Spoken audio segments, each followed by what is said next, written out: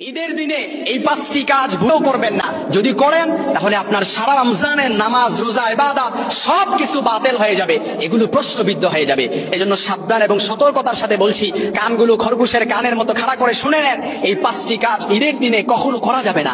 একজন মুমিন বান্দা সে যখন সারা রমজানে নামাজ, রোজা, সাহরি, ইফতারি, তারাবি পড়ে, তারপর এগুলো আদায় করার পর সে যখন শাওয়ালের চাঁদ উদিত হয়, শাওয়ালের প্রথম দিনে 2 রাকাত নামাজ আদায়ের মাধ্যমে ঈদকে সেলিব্রেট করে, এই ঈদের দিন আমরা হর হামেশা এই 5টি কাজ করার কারণে সারা রমজানের ইবাদতগুলো আমাদের কাছে প্রশ্নবিদ্ধ হয়ে যেতে পারে। এজন্য আল্লাহ তাআলার কাছে ইবাদতগুলো কবুল করানোর জন্য ঈদের দিনে 5টি কাজ থেকে বিরত থাকবেন। সাবধান এবং সতর্কতার সাথে বলছি, 1 নাম্বার যেটা করবেন না সেটা হচ্ছে ঈদের দিন এমন কোনো কাজ করা উচিত নয় যেটা নবীজি সাল্লাল্লাহু আলাইহি সাল্লাম করতে নিষেধ করেছেন। অথচ আমরা হর হামেশা ঈদের দিনে আল্লাহ রাসূল যেটা নিষেধ করেছেন এরকম অনেক কাজ আছে আমাদের দ্বারা সংগঠিত হয়ে যায়। এইজন্য আমি একেবারে নাম ধরে বলতে চাই না, তবে এতটুকু বলি যে ঈদের দিনে এমন কোনো কাজ করা যাবে না যেটা নবী সাল্লাল্লাহু আলাইহি সাল্লাম করতে নিষেধ করেছেন। 2 নাম্বার, মা বোনদের জন্য এটা একেবারে অত্যন্ত গুরুত্বপূর্ণ। ঈদের দিন যেটা করবেন না সেটা হচ্ছে আনন্দের নামে বেপরদায় ঘোরাফেরা করা যাবে না। আমাদের অনেক মা বোন আছে আনন্দের নামে সাজগুজ করে, মেকআপ করে, পার্লারিং করে। অনেকেই আছে যে মহল্লার অলিতে গলিতে ঘুরে বেড়ায়, অনেক পর পুরুষকে দেখায়, পর পুরুষকে আকৃষ্ট করে। এজন্য মা বোনদের জন্য শুনতে খারাপ লাগলে এটাই সত্যি, ঈদের দিনে এমন কোনো কাজ করা যাবে না যে কাজটা করার কারণে পর পুরুষ আপনার দিকে আকৃষ্ট হয়, লোলুপ দৃষ্টিতে তাকায়। এজন্য আমার মা বোনেরা, এমন অনেক আছে ইবাদত প্রিয়, সারা রমজান মাসে একটা রোজাও ভাঙে নাই, একটা রোজাও ছেড়ে দেয় নাই, নামাজ, রোজা, ইবাদত সবকিছু পুঙ্খানুপুঙ্খভাবে আদায় করার চেষ্টা করেছে, কিন্তু ঈদের দিন বেপরদায় ঘোরাফেরার করার কারণে তার আমলনামায় অটোমেটিক্যালি গুনাহ পুষতেই থাকে। এজন্য আমার মা বোনেরা সাবধান হয়ে যাবেন।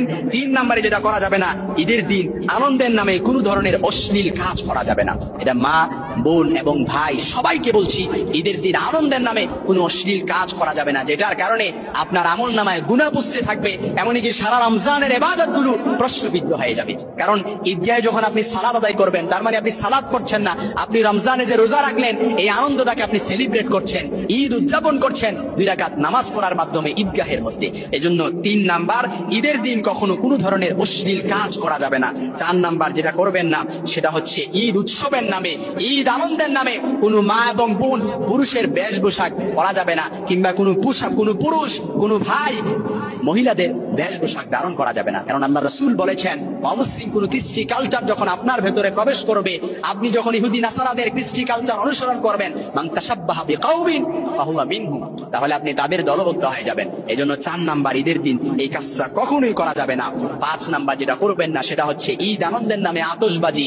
তারপর আছে আতশবাজি, অনেকে আছে পটকা ফুটায়, এমনকি নাচানাচি করে, অনেকে আছে ডিজে পার্টি করে, অনেকে আমি দেখেছি গাড়িতে অনেকে আছে ডিজে পার্টির আয়োজন করে, সফর করে। ঈদের দিন আপনি এগুলো করলেন, তার মানে আপনি সারা রমজানের নামাজ, রোজা, সাহরি, ইফতারি গুলো আপনি প্রশ্নবিদ্ধ করে ফেললেন। কারণ যে ব্যক্তি গুনাহের সাথে জড়িত হয়, গুনাহ আর সওয়াব কখনো একসাথে হতে পারে না। আপনি সওয়াবের কাজ সারা রমজান মাস করলেন, এই রমজান মাস সওয়াবের কাজ করার পর আপনি ঈদকে সেলিব্রেট করার নামে, ঈদকে উদযাপন করার নামে আপনি গুনাহে আপনি নিমজ্জিত হলেন, তার মানে আপনার সারা রমজানের ইবাদতগুলো প্রশ্নবিদ্ধ হয়ে যাবে। এজন্য মা বোন এবং ভাই যারা আছেন সবাইকে বলছি, ঈদের দিনে 5টি কাজ কখনো করা যাবে না। যদি এই কাজগুলো থেকে বিরত থাকতে পারেন তাহলে আল্লাহ তাআলা আপনার ইবাদতগুলো, আপনার নামাজ, সাহরি, ইফতারি, তারাবি সবকিছু আল্লাহ তাআলা কবুল করে নেবেন। আর যদি এই কাজগুলোকে আপনি আনন্দের নামে, উদযাপনের নামে, সেলিব্রেট করার নামে আপনি যদি এই কাজে, গুনাহের কাজে নিমজ্জিত হন, তাহলে অনায়াসে বলা যেতে পারে এই সব ইবাদতগুলো আপনার প্রশ্নবিদ্ধ হয়।